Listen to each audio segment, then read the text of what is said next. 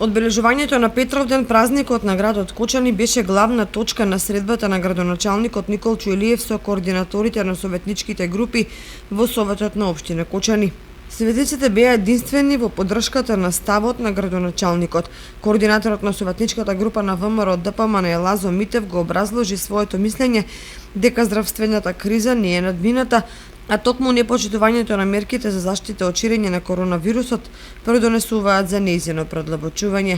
Коментирајќи потребата од друг вид културни дејности, советникот Венко Крстевски истакна дека во овој период акцент треба да се даде на творците и содржините кои работат индивидуално и не формите што не бараат масовност. Илиев најави дека во наредниот период е обезбедена реализација на ликовни проекти, а предложи Советот дополнително да решава за измени на програмата за култура и осмислување нови содржини во услови на COVID-19.